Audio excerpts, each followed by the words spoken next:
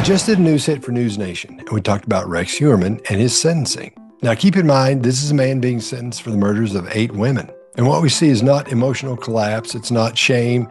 It's not the body language of someone who is feeling remorse. What we see is controlled, contained, and self-protective behavior. And that's not the body language of someone who's connecting emotionally to the damage they've caused. And I got to take my hat off to the judge because he really gets up his hind end in this one. Let's take a look. The man at the center of one of the most infamous serial killer cases in America has finally been sentenced. Rex Heuermann, the Long Island architect who admitted to killing 8 women over a period of nearly 2 decades, will now spend the rest of his life in prison without the possibility of parole. Inside a packed New York courtroom today, family members of his victims delivered emotional victim impact statements describing decades of pain, loss, fear, questions that can never be answered. Some told Heuermann to save himself a spot in hell. And for one of the few times since his arrest, Heuermann spoke and admitted he was responsible for the crimes. Mr. Heuermann, is there anything you wish to say before I pronounce sentence? Yes. There are no Stand up.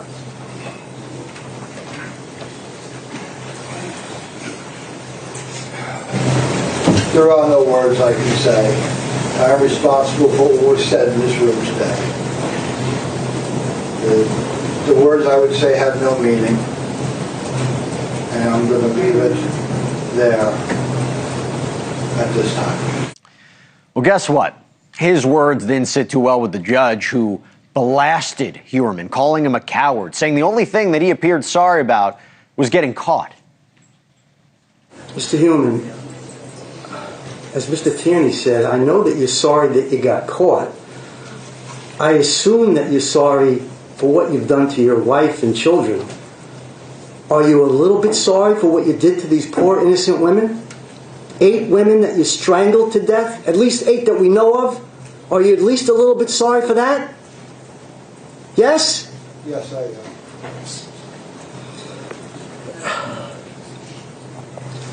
You know what? You've been described as a very big man, but you're a disgusting and despicable small man, if you're a man at all. And you're a coward.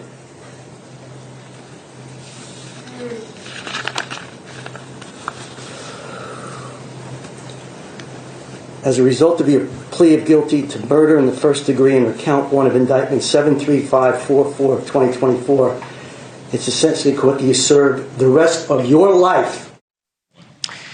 Now, while the criminal case is effectively over, the investigation may not be. I say that because federal authorities are expected to continue interviewing Heuermann as part of an agreement to cooperate with the FBI's Behavioral Analysis Unit. That is the same type of profilers who study serial offenders to help solve future cases. Think about Mindhunter. They're hoping to learn how we managed to live a double life for so many years without being caught, how he chose the victims that you see on his screen right here. Look at how many lives he took, how his crimes may have evolved over time, whether he may still hold information that could help solve other unsolved cases. I want to bring in Scott Rouse, okay? He's one of the top behavioral analysts, body language experts. So happy to have you here.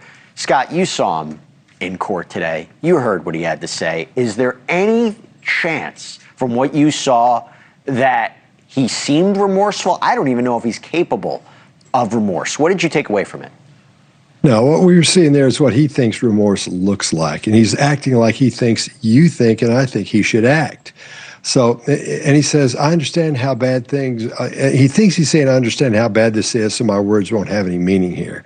But what he doesn't understand is that normal people should feel horrible about doing something like that. And his approach doesn't work because it's fake.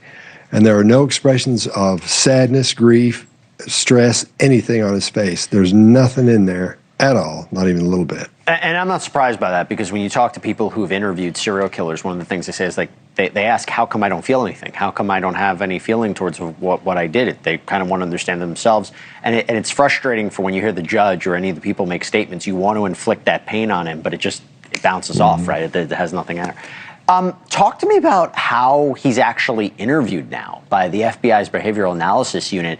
What are those interviews like? And I guess my first question is, how do you even know if he's telling the truth? Well, what's going to happen is this, and these guys are great at this. And each personality type is different. This is a highly narcissistic personality type here, so they will probably, I think he won't get to watch TV, so he won't see this coming. They'll probably approach it as to where he's brilliant. You know, it's obviously brilliant. It'll probably go down something like this. There'll be somebody that comes in to talk to him. And in that first 15, 20 minutes, sometimes 30 minutes, you connect with them and you build rapport. So the person maybe that's doing the interview may be acting like they're signing something or filling out papers and just starting small talk with him.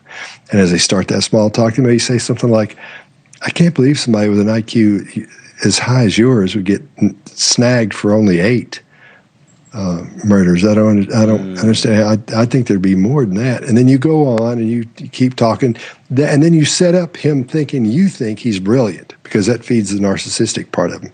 Now, as you go through this, you go heavy on how brilliant he is, then you pull that back. Then you go heavy on it, you pull that back, and you keep pulling it back. And he wants to show you how smart he is and that he is brilliant, that he does have a high IQ because of his ego. And what he'll do is he'll tell you things he wouldn't normally tell you. And there's not a protocol for it. You have to finesse it, but there's a way to get in there and get that extra information without going over the top.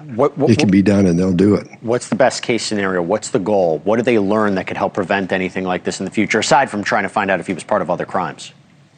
Yeah, he's going to do this, say the same things most people that are in that situation say. I'm under the impression we're dealing with a psychopath here. You can't diagnose one on a few videos, but in this situation, from all the videos I've seen and heard him talk and everything, I believe we're dealing with a psychopath. It's just my opinion. So what they'll do is to try to find out if there are more.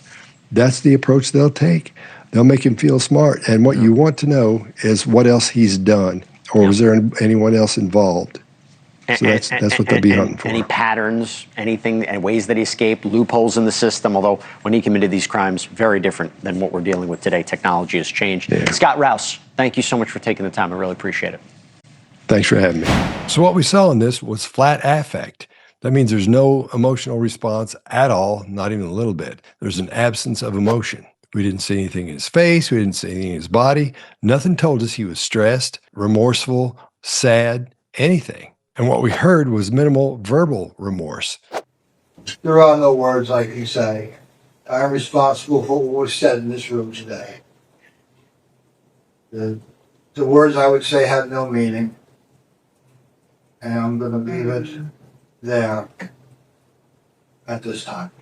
Didn't say much about feeling sorry for those people at all. What we also saw was that straight ahead gaze. That lets us know he's not thinking about what he wants to say or what he's going to say. And the judge telling him to stand, that was a symbolic moment of, you don't have any remorse whatsoever. You don't feel bad for these people. You don't feel bad about killing those women.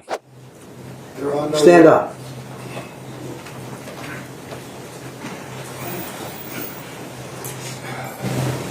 And when the judge has to force you to stand up to show respect, that's not good. And you may be thinking what I'm thinking. He deserves more than just life in prison. All right, well, there you have it. The sentencing of Rex Heuermann.